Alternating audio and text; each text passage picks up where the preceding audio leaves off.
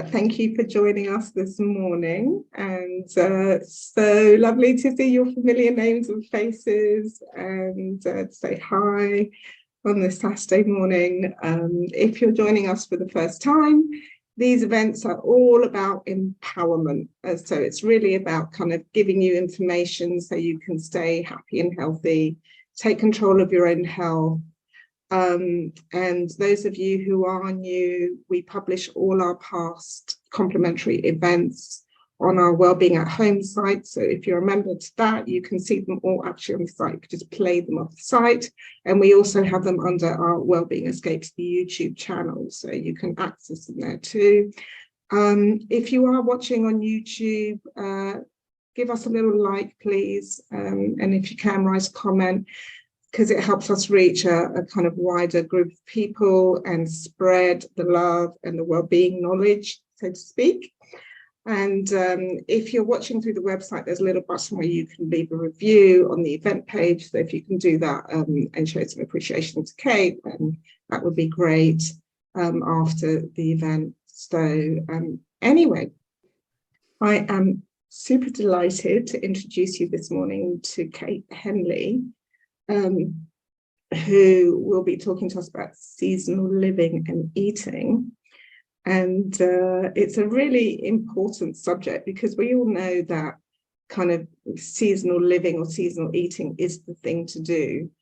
And it's, you know, it's like eating seasonal foods, but Kate's going to take it to a different level for us, like much more information about the subject. I mean, we know that it's good for the planet, of course, so we don't have to like import foods all the time that are not seasonal to where we live, and we can just eat what's grown seasonally in our land. But anyway, we'll get all into that later. So in the meantime, Kate, welcome. Nice to see you. Thank you, Stella. It's lovely to be here. Really nice to have you here. Kate, tell us, you know, when everyone comes on Wellbeing at Home, I always delve into their stories a little bit to find out what put them on their path. So tell us why you are on the path that you're on. You're an expert in acupuncture and traditional Chinese medicine. I know you've been practicing for 30 years, 25 years, 30 years. I've got that correct? 25 years in practice this year. So yeah. 25 years. 25 years in practice, I'm celebrating. So yes, thank you, Stella. I will tell you a little bit about my journey, because it's always lovely, isn't it, to find out, well, why people, you know, follow the paths they do. I think that's always fascinating.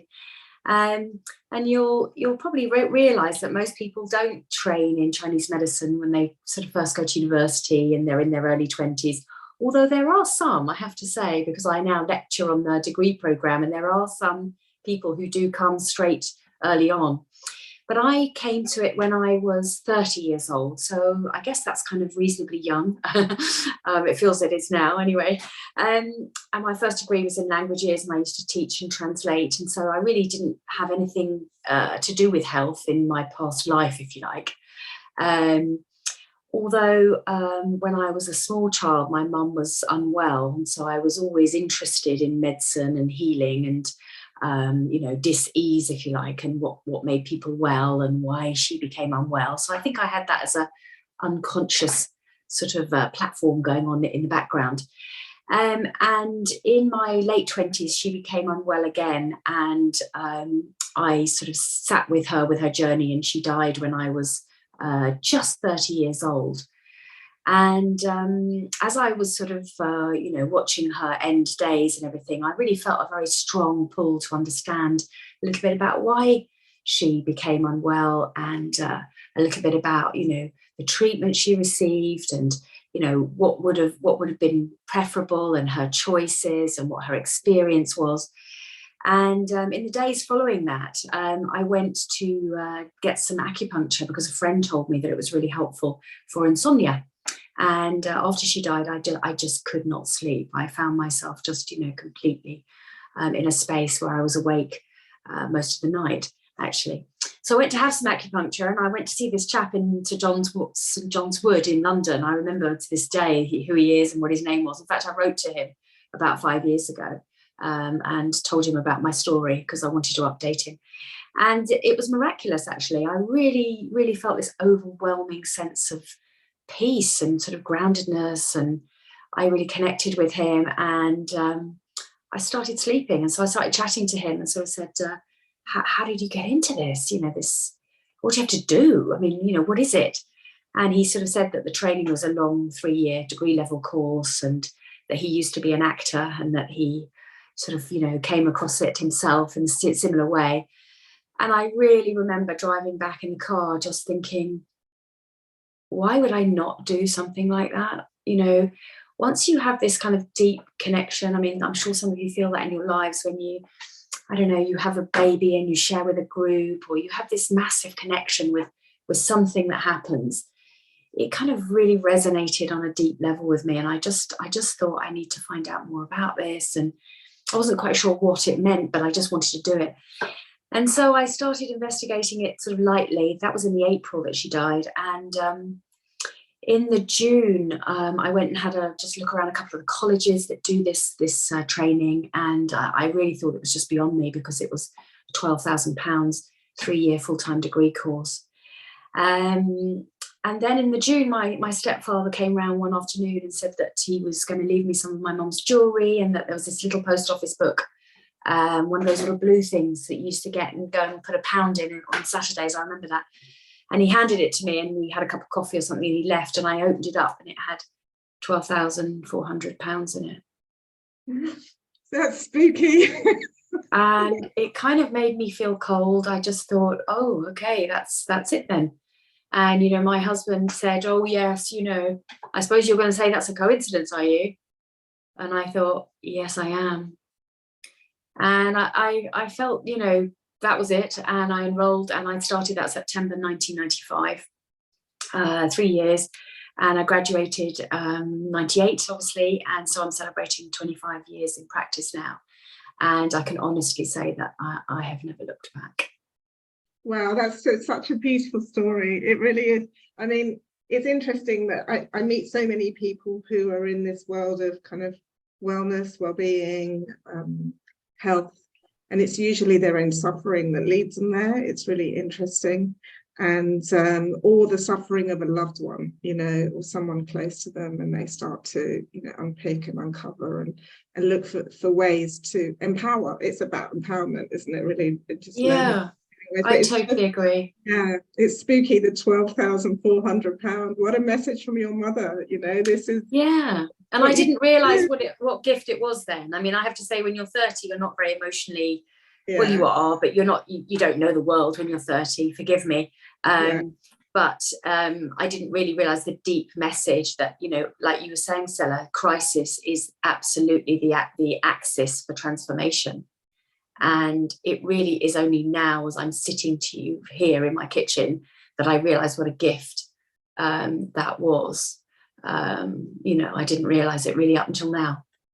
Wow. So there's definitely more of a movement now towards TCM, you know, all the ancient health systems, Ayurveda, traditional Chinese medicine. I mean, I remember in the days when people, maybe, you know, 15 years ago, people didn't believe in acupuncture. They thought it was just pseudo science and woo-woo stuff. And it's now so, you know, almost it's readily available and even prescribed on the NHS. So, you know, we've kind of come a long way. What you know, TCM is a massive subject, right? So we can't do like a training on TCM today, but it will take us years. But let's kind of drill it down a little bit. What are the kind of fundamental learnings from TCM, traditional Chinese medicine, that you apply to your life and advise your clients about? Okay. Yeah, it's great. It's really hard to be succinct with this because it's such a broad topic. So I think I'd like to just share with people what TCM is. Traditional Chinese medicine is the kind of umbrella term, if you like, for the medicine that originates from China roughly 2,000 years ago. You know, I'm attracted to it because it's stood the test of time. And there's got to be something about that that's really profound. A lot of medical models come and go, but this really, it's still relevant today, as I'll tell you in a minute. And that for me is something that's really powerful.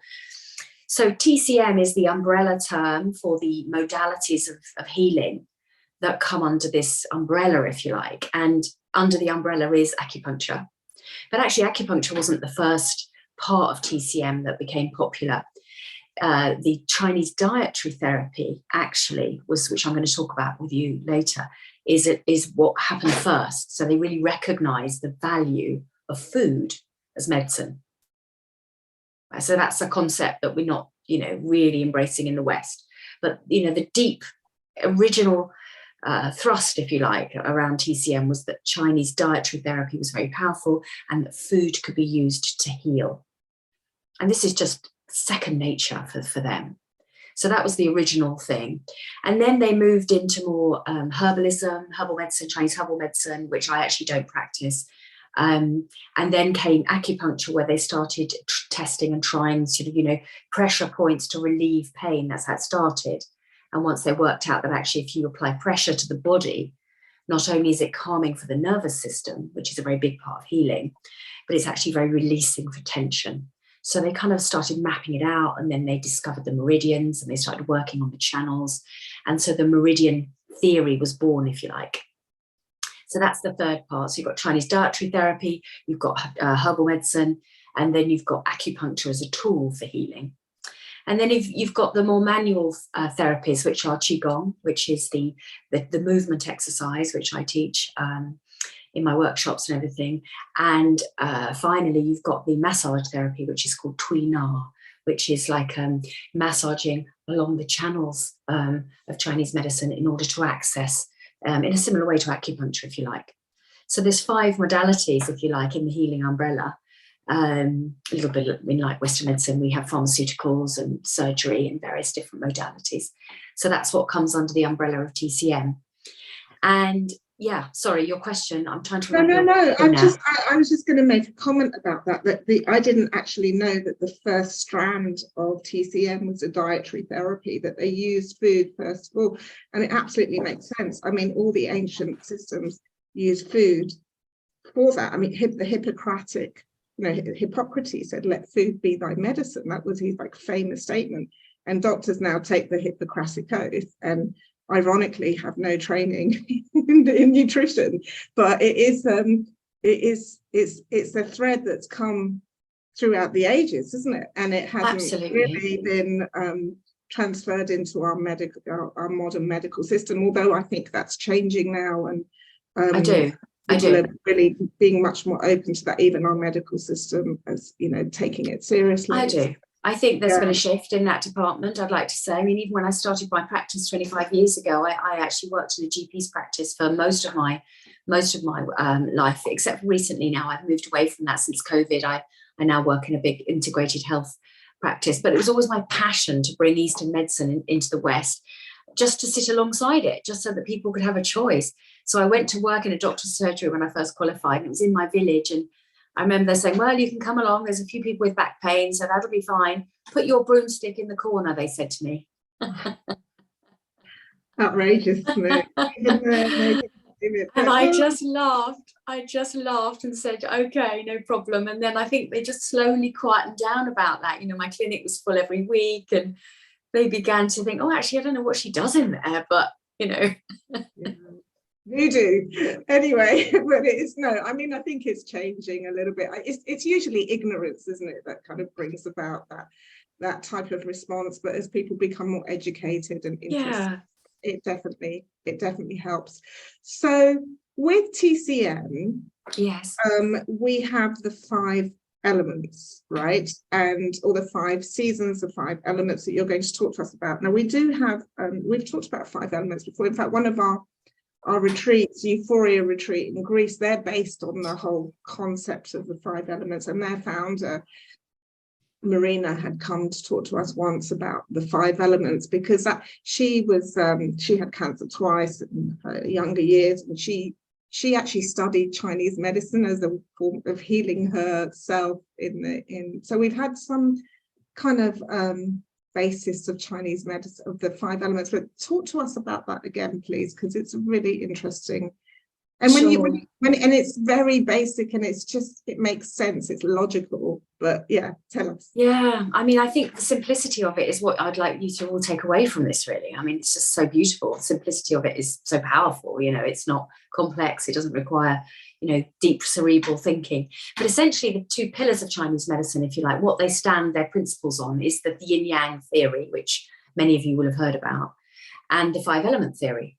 So they've got these kind of two founding principles, and the platform of TCM, which I've just explained, sits on top of it. So the concept of yin yang, just really briefly, is just about balance in the body. It's just saying that we need both parts to have wellness. So we need the yang energy is about being upwards and outwards and energetic, and the yin energy is about being quiet and slow and resting. And that relates to everything in the body. So it's a map for the body to say that everybody needs yin and yang in their life. These two elements are kind of conjoined and mutually exclusive, and they can't exist without each other. And when they talk about the body, they talk about having enough yin in the stomach and having enough yang in the stomach and having enough yang in the heart and yin in the heart. And so there's a concept in the body about making sure that the organs even are nourished with both parts so that they can be in health. So the yin-yang theory is essentially about balance. And then the five-element theory is the theory whereby they sort of model their medicine on nature. So we've got balance, and then we've got nature. And they started this concept by looking out the window and saying, wow, we are living in a world that's cyclical and that changes. And that is what life is like. We are born, we grow, we develop, we thrive, and then we slow down and we decline, we gain wisdom, and then we die. And they kind of mapped life, if you like, onto the seasons. They looked at the seasons and thought, yeah, there is a period of growth, which we're just about to come into, which is why this time is so exciting. The 1st of March is when we come into the springtime in Chinese medicine, and we come upwards and outwards. And so we have a time of growth, a visionary time for everybody, a time where we look forwards. And then we have a time of expansion, which is the summer, which is when we're really joyful, and the summer relates to joy. And then we have the late summer, which is the transition time, where we pause. September is the pause time. And then we come into the autumn, where things slow down and begin to die when the leaves fall off the trees. So it's slowing down, which relates to later life. And then obviously we have the winter, where we are either resting and gaining our energy for the next cycle, which is where we're coming up to now, or where we die. And so there's this beautiful model that they kind of started off mapping their health on. And they sort of based it on these 5 seasons. So it's 5 elements because it's 5 seasons. And I'll just say now why there are 5 seasons and not 4, because it's a little bit confusing. But they have this additional season in September, which is called the late summer. And they give a lot of emphasis to this sort of short period of time, which I see as September, essentially. And this time is the time where we pause after the exuberance of summer. And it's before we transition, and it's before we come down. So it's that harvest time. I don't know if you will have a sense of that in your lives and your bodies, but it's like where we're tilling the earth and we're pausing. It's where the blackberries are on the trees, and it's that rich fullness before we sort of take a breath and go down. And so they have this season in September called late summer, and it's a time where we nourish our centers, nourish our own earth. So it's about earth in Chinese medicine, and that's the element that it relates to. So essentially, the answer to your question is yes, there are 2 big principles in Chinese medicine. One of them is the yin-yang theory, and the other is the 5-element theory, which they based on the seasons. And the seasons is the top layer of why they developed it. Wow, so beautifully explained. Thank you. That was really well put. And it's so profound, that 5th season, isn't it? Like when you put it that way and you think about it, because I guess in our normal Western lifestyle, it's like we had the exuberance of the summer, but then we rush back to school, or we rush back, to work. And it's almost like we've forgotten that time, haven't we? That September time of just, you know, harvesting, as you say, nourishing ourselves from, you know, the exuberance and of the summer. It's really profound. It's a very profound observation by the Chinese, and very beautifully, very beautifully explained by yourself. So let's talk about nutrition then, because you, as part of your practice and what you do with your patients, nutrition is a really big part of it. And most of us know, like I mentioned earlier, that seasonal eating is good for the planet, but how does it actually benefit our health? How does that benefit our health? Because people are like, oh, well, just eat your seasonal food so you don't have to import, you know, pineapples from the Caribbean or whatever in the winter kind of thing, because that's, you know, not good for the planet, blah, blah, blah. But how does that actually help us as individuals with our health? Oh, and I just wanted to say, by the way, sorry, my phone's going off here. I just wanted to say that if anyone has any questions or comments, please put them in chat. People who come regularly know to do that. If anyone's new, you can just do that and we'll address them. So sorry, okay, let's go back to the question. Yeah, I mean, in order to answer that, I need to just tell you about another layer of the Chinese medical model. So I've just said to you that basically it's founded on the seasons.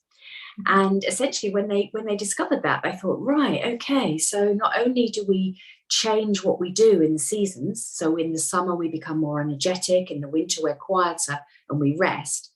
They also realized that there were certain foods and certain ways of being that correlated to the seasons, and that also had to do with the weather. So for example, they took a look at foods and thought, well, in the summer we are more energetic, and so we need to eat lighter foods. And so they value eating lighter foods in the summer and heavier foods in the winter if the climate is colder. So the heavier foods allow us to rest more and give us energy to hibernate, if you like, and to process and to go within. Whereas salad and lighter food enables us to sort of, you know, come up and be more energetic and joyful and be outside because it's warmer. So the next layer down, if you like, in the Chinese medical 5-element model was a little bit around the understanding of the energetics of what we do in the seasons. So I talk to my patients about, you know, what they can do in different seasons and whether or not it's appropriate to be fasting, for example, in the winter, because that is the time that we're supposed to be eating and nourishing and eating root vegetables to keep us rooted and grounded and warm and resting, basically. So I talk to people about the appropriateness of living. You know, it's a kind of simple concept, isn't it? But it's actually quite deep. I say to people, don't fast and go to the gym in December. You know, stay at home, make a root veg casserole, light the fire, and read or kind of slow down, you know. So it's about, so the next layer down is about adhering to the site. It's all very well saying, oh yes, isn't that interesting, having those seasons, lovely, and then, you know, dashing down the gym. It's about really honouring where we are and saying, you know, we're in the summer, we can stay up a bit later, we can burn the candle at both ends a bit more, you know. So that's the next layer. And then the next layer down from that is that they believe that there are foods and flavours for each season. So they adhere to this concept that we need to eat the 5 flavours in order to stay healthy. And you'll probably know that modern living and modern life means that we eat more convenience food and that we are more hurried in our preparation. And in fact, we've moved away from preparing our own foods. And a lot of life, because we're so hurried and sort of, you know, little time poor, we tend to cut corners, and not many people prepare their own meals regularly. And so we're missing out on the flavours. So for example, the bitter flavour is something that a lot of people don't experience because we're eating sort of blander, faster foods, more carbohydrates, for example, that type of thing. So the flavours also correspond to the seasons. So if you want to do yourself a favour, then you can look at the 5 flavours for the seasons. So for example, we're coming into the spring, and the flavour for the spring is sour. And they believe that the sour flavour cleanses the liver. So after you've been still in the winter, the thing to do next is to cleanse the body. So that is a good time to fast. That is a good time to eat lighter food. And the sour taste is really good for purging. So that includes, you know, foods like lemons and beetroot and watercress and sauerkraut. So just to begin to bring some of that sour flavour into the diet is really beneficial. So there is a flavour for each season. So that's one of the ways that you can use the seasons to benefit your health.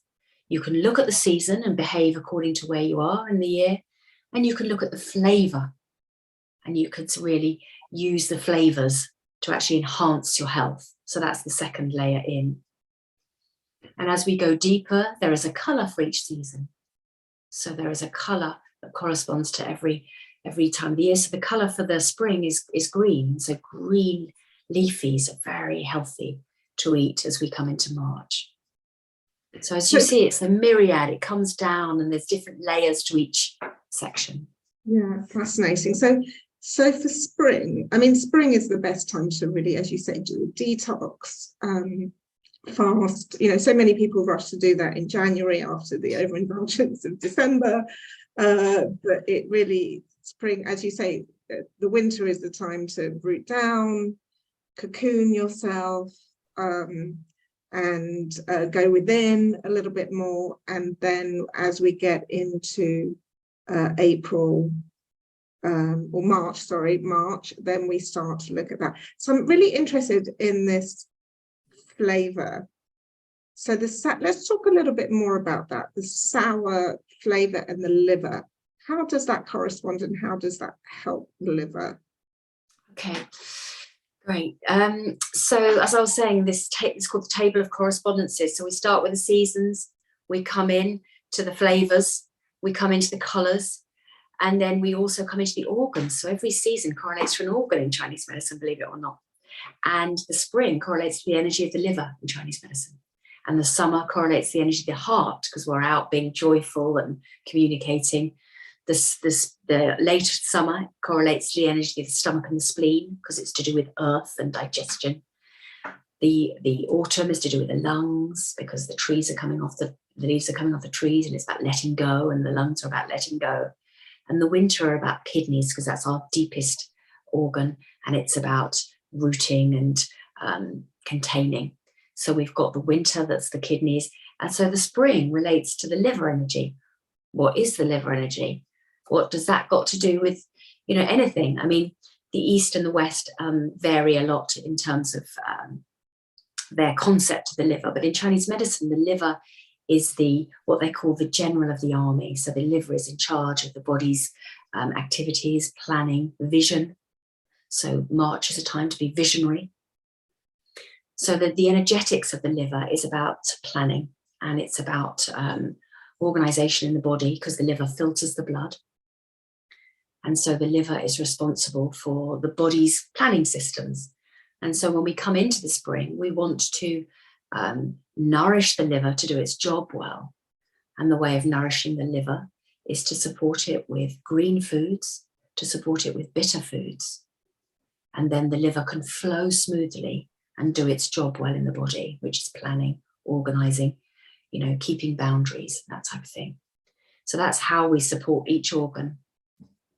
That's fascinating. So the liver's job is to organize, and then we live our lives at that same time. So if we're planning, I guess, our year ahead, or we're planning what we want to do for the year ahead, we shouldn't do that in January. We should do that in March. That's like really fascinating, because that then, I guess, symbiotically, you know, links with our organs. Of course. And because we haven't got the energy to do it in that time, we should be resting and reflecting. The winter is a time to go within, and time to look at ourselves and be introspective and reflect. And then when we've done that, we've gained energy from the foods and the rest, we can come upwards and outwards. Remember, that's what the spring's about. And we can become more energetic, and we can plan, and we can look ahead. So people who become unwell with constrained livers are people who haven't rested in the winter. Interesting. So what kind of conditions are we talking about there with the liver? So again, you get these problems if you haven't rested. So people are burnt out, for example, and they carry on doing massively busy schedules in the winter without taking heed of any rest, find that they have issues in the liver because they haven't rested their kidneys and in order to support the liver. What are we talking about? Well, the liver, when it goes out of balance, instead of being measured and flowing well, it shoots upwards. So people with out of balance liver energy either get stuck, which means that they show signs of being stuck, so they're depressed. Depression in Chinese medicine is all about being stuck, particularly being stuck in the past. So remember, the liver's about being visionary. So when you're in a low mood, you are stuck and you're in a particular place.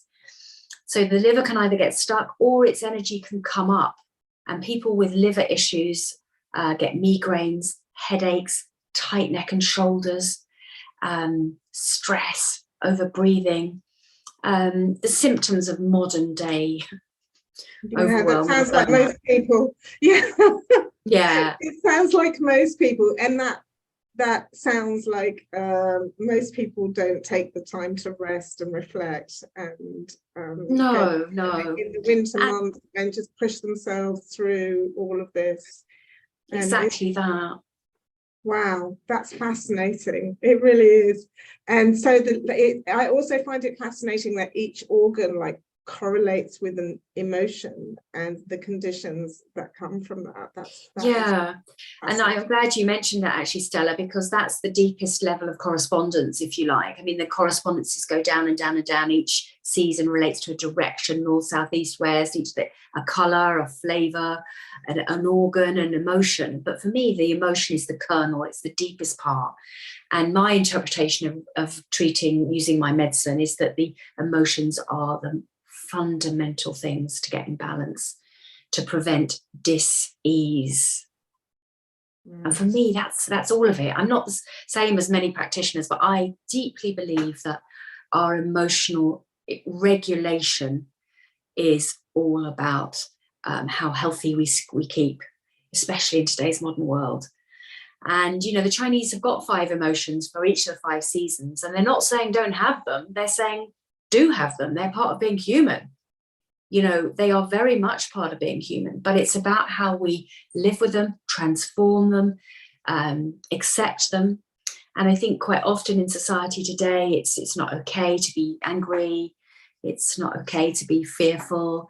Yet all these huge emotions are very prevalent, especially in the last few years. We've seen a lot of loss. We've seen a lot of fear and anger as well. So it's really important that we talk to people about regulating their emotions. So when they come in with a migraine, I'm supporting their migraine and saying, if they want to know, I'm saying it's to do with the energy of the liver. Your liver energy has come upwards, so we're going to support that using liver points on the channel. And then I talk to them about supporting the liver with foods. And then I go underneath and say, well, did you know that the liver energy is about anger and frustration? And does that mean anything to you? Are there any areas of your life where you feel frustrated or, you know, resentful? And they say, well, actually, I really hate my mother-in-law. And, you know, she really frustrates our working pattern because she lives next door. And, you know, they start beginning to really unpick something about their lives that could potentially have put their energy out of balance, coupled with this modern way of living where we don't pay any heed to where we are in the year or what we're eating or where we just charge through life. And then people get that light bulb moment where, wow. And if they can do that in a space where they don't feel judged or you know, where they can feel heard, essentially, yeah, it's absolutely transformative. And that is how I use this ancient medicine when I'm working. Wow. It's so much about awareness, isn't it? Because I think most people don't realize that the medical condition could originate from the emotion, as you say, that then comes up through the organ and then creates the conditions. Yeah. But when you put it that way, so eloquently, Kate, it's so logical and rational when you look at it that way. It's so interesting. So let's just go back to this. So if people are feeling depressed or frustrated or angry, I think you touched on it. It's like we suppress those emotions because we feel like we shouldn't be having them. They're not healthy emotions. Like anger, for example. Do you think anger is a good emotion? It's supremely healthy. It's supremely healthy. And anger is very helpful because it galvanizes us into action. And it's a manifestation of the liver. And as long as we can recognize it and not contain it, I don't want to use that word because containing is where the problem is quite often. Yeah. As long as we can, look at it in a healthy way and communicate about it. And I think a lot of the issues are that people can't communicate about their feelings because they may have grown up in families themselves where it wasn't okay to be angry because there could have been other dynamics going on. No fault for parenting. I never ever work in that way because I'm a parent myself and I've been parented, obviously. But people have their own demographics and they live their lives according to what they do, which is best at the time. But quite often people don't feel they can express anger because they haven't been able to in the past. And so they've adapted their behavior where they've hidden that in some way. Yeah. And I see many people in my clinic who push down emotions, like pushing a ball underwater, and actually myself included. I mean, the reason I find this such powerful work is because I've experienced most of what I'm working with. And so it feels really powerful for me. So they're pushing this ball underwater because they feel that it's the safest way to survive, because that's what we're about as humans. We're about survival. And if it wasn't okay for us to do something in a certain context, then we adapt so that we can survive.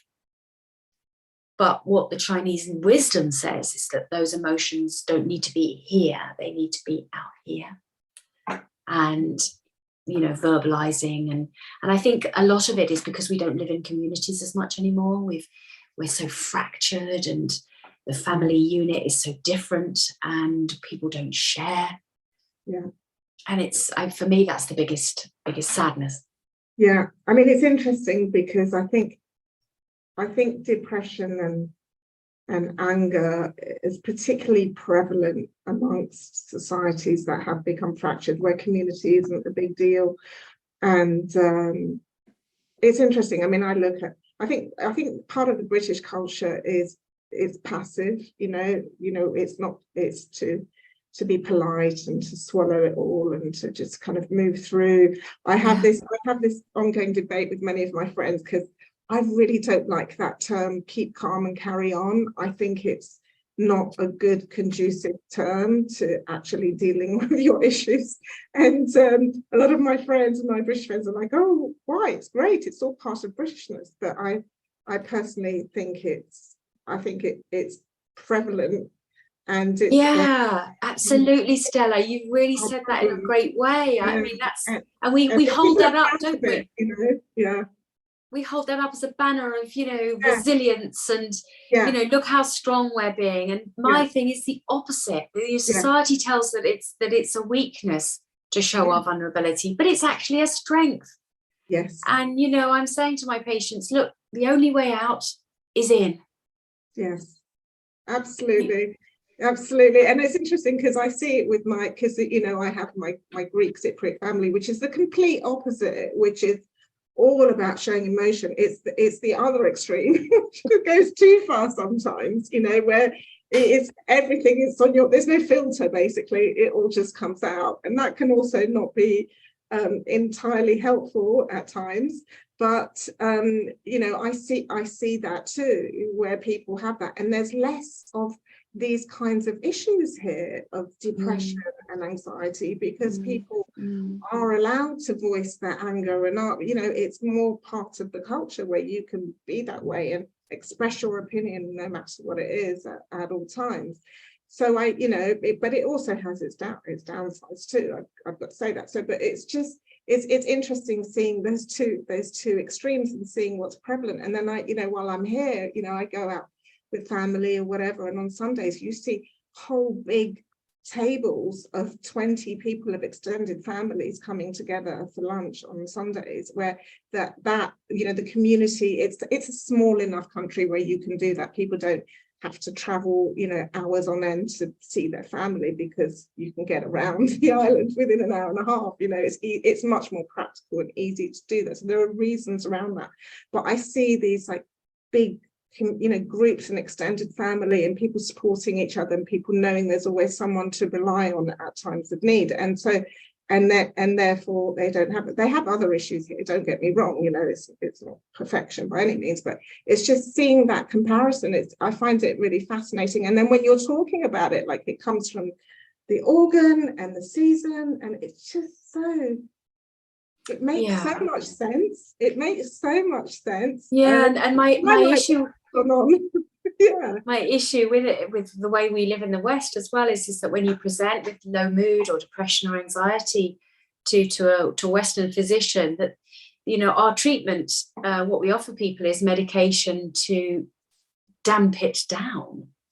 Yeah. And I'm like, no, get it out. What are you talking about? You know, it's such a different concept for me, because I understand, you know, where that stuckness has come from. And you know, obviously medication works and is vital for some people, absolutely vital. Don't get me wrong, I have a lot of respect for the Western medical paradigm for so many different things, for acute medicine, for end-stage cancer, for all sorts of things. It's a powerful tool, antibiotics. However, I think treating the mood disorders, we need to look underneath and see that where is this dis-ease coming from? What is it that we need to do to support people with this? It's stuckness, and it's about our fragmented society, our loss of connection with ourselves, our environment, our nature, and with people and with the planet. And it's this whole big thing really about us heating up, and we need to just slow down. Yeah. So if someone's feeling that way, we're coming into spring, what are the practical things we can do? We can eat sour foods to help the liver. Yes. Right? Yeah. So essentially the frontline thing to do is to support your energy with food. I mean, it's medicine. It's the end of it. So the best thing, the sour foods, so take a look at lemons, have some lemon water. Ginger is a very powerful tonic as well. We use that for immunity. It's probably the best superfood on the planet. I mean, they've even done studies with ginger and shrinking tumours and things like that. So ginger is a very powerful superfood. So some ginger and some lemon is really helpful for moving the liver. And of course, when you move the liver, you move your stagnation, you become less stuck. So other sour foods, and actually beetroot is a really good blood tonic, and it's very cleansing for the liver. So make beetroot soup, eat beetroot risotto. I make a lot, anything with beetroot in, as long as it's warm. The other concept in Chinese medicine is they're not very keen on eating raw food. Raw food is cold. We live in a cold climate, and cold food does not support the energy there. So make sure that we only eat raw and really light foods in the summer energy. Interesting. That's very, very important. All the other seasons, then it should be more cooked, except for summer. That's interesting, because again, I think that's new for me too, because in the spring, I thought it would, you know, raw foods are when they start to appear and more salads come into play and all of this, but you're saying use those ingredients, but keep them warm and cook them. Yeah, I mean, you can have warm salad, for example. And I just think when I try and explain to people that warm food gives you energy and cold food is hard for the body to make energy, then people are like, oh yeah, why am I eating salad in January? Oh, well, I want to lose some weight, or I know it's healthy to have a smoothie when I wake up. And they think that's good to have a kale smoothie that's cold. But actually, it's probably better that you have a warm porridge and a congee or something like that, and soup for lunch most of the year, except when it's really hot. And then you could maybe consider having some cold and raw food, but still have some warm food as well, because you still need the energy. So it's very important, I think. I tell people to make their own food. That's my top bit of advice. Secondly, make sure you're eating warm food. Thirdly, never, ever miss breakfast. Always make sure you're eating in the morning, because that's when the energy for the stomach is at its strongest. Chinese divide their clock into 2-hour sections on the 24-hour calendar, and the digestive energy is at its strongest between 7 and 9 in the morning. So that's when we need to be eating our biggest meal and our most protein sort of fueled meal. And 7 to 9 in the evening is the weakest time. So we need to make sure that we are eating lightly at that time to optimize our bodily functions. So that's another example. Apart from eating seasonally, eating cyclically according to the clock. Yeah, but that's a whole nother topic, I'm afraid. Yeah. So just to summarize your question, because otherwise I'm not going to say, what do you do in the spring? You eat green foods, you eat sour foods, you come out of your slowness, you come out of the winter, so you move your body. Okay, so that's how to become unstuck. You stretch. Stretching is really good for the liver. So stretch your body. Do a stretch class, or just do it yourself, basically. Do Qigong, which is a wonderful internal practice for nourishing the energy of the organs. And essentially get outside. Nature is your biggest healer. Feel the earth, touch the earth, walk on it, lie on it, do whatever you can, but be outside. So that's the biggest powerful things, I think, for the liver. And of course, take a look at your own anger and frustration and journal about it. You look at the emotion for each season when you're in the season. So look at your anger and your frustration and your resentment. Where is it? What's it doing? So that's a potted thing about what to do coming in next month. Very good. I have a couple of questions. What's your view on juices like beetroot juice with ginger? I mean, that's not warm, but what's your view about that? I'd rather you had soup. Interesting. Okay. So, but if you haven't got if you're a hot constitution and you can manage a bit of cold, I don't know what age or demographic you are, but if you've got hot flushes and you're menopausal, you could probably take a little bit of cool. And so a little bit of beetroot juice might be fine, but not a huge ton of it. That's just too cold. Warm it up. In the summer, right? In the summer, we can tolerate it more. Yes, you can. Okay. And Helen, this is a really good question. And I would agree on this one.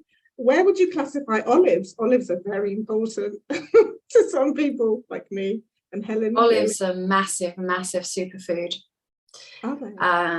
And they are bitter in taste, very cleansing for the liver, very important food to have in your diet, part of the Mediterranean diet. People in the UK don't eat olives. Well, I do, but yeah, really important to have in the spring. Okay, good spring food. Good, thank you. Now the breakfast thing. Oh, that was quite a shock for me. I'm an intermittent faster, so I don't eat breakfast until midday. I know a lot of people have taken that approach on as well. So what do you think? I mean, what's your view on intermittent fasting? Clearly, it's not something you agree with. Do you believe the Chinese do believe in fasting? Because they believe in fasting from 7 p.m. until 7 a.m.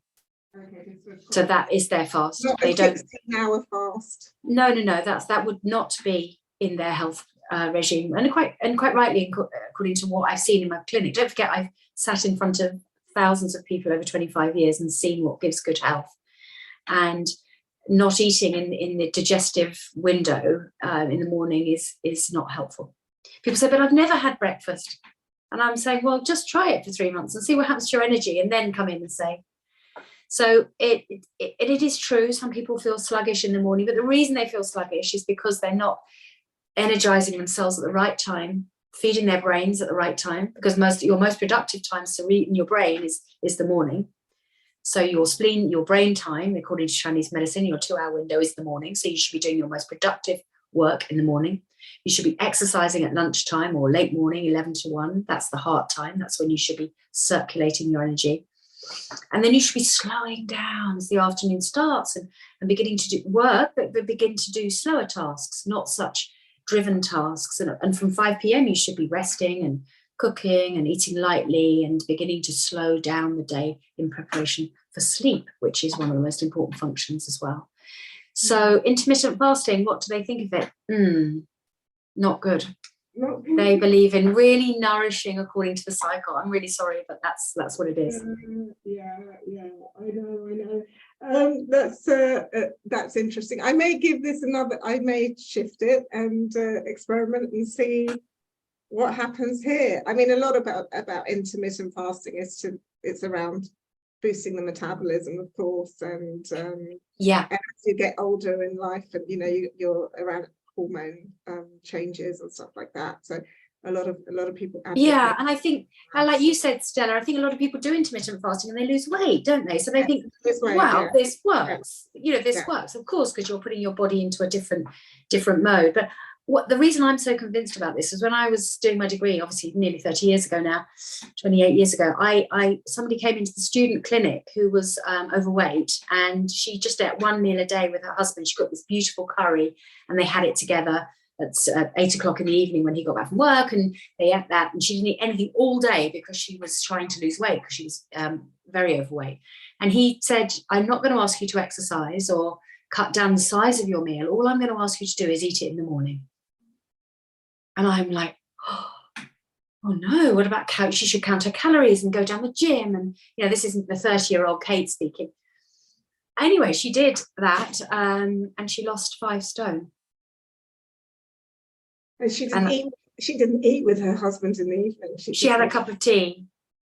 Interesting. And that was me sold on that, I'm afraid. After that concept, I just thought, wow, that really speaks volumes about when the body can do certain things. Yeah. There's another question here about apple cider vinegar. Can it be considered sour? Would it be suitable for supporting the liver in spring? Yes, absolutely, yes. A little bit. So come down in the morning, little bit of apple cider vinegar, squeeze of lemon, if you like, a little bit of turmeric, and a squeeze of honey, and a shot of that is so good for the liver. Very good. In March and April. March and April. Okay, this is great. Note what I said, a bit of hot water on there. Do you remember? A bit of hot water, yeah, hot water, not cold water. It has to be warm or warm. Yeah, right? Warm is fine. Fine. And if you can't bear it, then just take it out the fridge and leave it there for half an hour so that it's not really cold. Yeah. So we're running out of time. Would you be kind enough to come back and talk to us before the summer? Because I think it's really lovely to give us tips about the season, because we can then talk. In Chinese medicine, when does the summer energy start? Well, they don't have there's not a sort of a date in the classics where they say that this is it, out with the bitter and in with out with the sour and in with the bitter. But is summer bitter? Yes. Oh, interesting. Okay. We don't have bitter in our diet. Many of us don't have bitter in our diet, so of course we don't support our own heart energy, and I'll talk about that another time. But so around the beginning of June, so 1st of June really for me, late May, beginning of June, so on the 1st of March I usually do my plan for the year, so that's next Wednesday. So that's a visionary time for me, and I talk about that when I'm teaching and that sort of thing. And then the 1st of June is when we come into summertime, and you flip over and start having a look at the emotion for the summer and all that sort of thing. Yeah, I'd be delighted to come back. And I love this work because that's why I talk to people about food and tell people to eat it seasonally, and because they really get it. They really get it.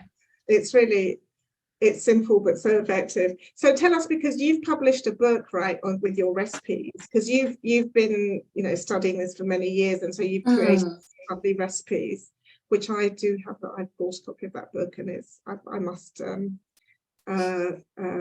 give it started. Yeah, and get started when I get back. I'm going to look at it, plan my weekly meals around it. But where can people find your book, and where can people find more about your work? Yeah, so my website is The Way of Living Limited. So it's www.thewayofliving.co.uk. There you can find out about my acupuncture practice, my workshops, my seasonal. In the shop section, you can buy my little recipe book, which is just 5 recipes for each of the 5 seasons. So it's just 25 recipes. It's not a huge, overwhelming book. It's just what I cook in my own kitchen. It's literally what I cook in my own kitchen. And the summary of my work is that I now work with people for a week. So I take people away for a week and really teach them this work whilst they have a rest. And it's quite very deeply transformational stuff. So I do weekends in Hertfordshire and weeks away in Greece and in Switzerland. So yeah, you can find that all out on my website. And I've really enjoyed talking to you. I just love spreading the word, you know, it feels great. Yeah, thank you. Well, thank you so much for coming on. Really interesting stuff. And you're very welcome. It's been fascinating, and just you've communicated it so beautifully, Kate. It's just kind of simple, logical, yeah, and it's easy to implement when you think about it. Yeah, you know, just put some yeah, absolutely. And if anybody wants to ask me anything, I'm really open person. You can send me an email, kate@thewayofliving.co.uk, and I'll be really happy to answer any questions. If you think of something later that you've got to ask, really happy to just ping you back a message. Yeah, perfect, thank you. And just to say that I am very inspired to go and put my vision down for the year ahead, because I just didn't feel like I wanted to do it the last couple of months, not really understanding why. You know, everyone sits and plans out their from January onward, their year, and I just like, oh, let's just see what happens. And now it makes sense to me, because obviously energetically my body was saying, no, it's the wrong time to do that. And now absolutely. Next Wednesday. Okay, wonderful. Thank you everyone for being with us. Have a beautiful week ahead. Next week we have our Kundalini yoga back with Colin, and I'll advise you of that during the week. But in the meantime, stay happy and healthy. Good to see everyone. Take care. Bye-bye, everybody. Lovely to meet you.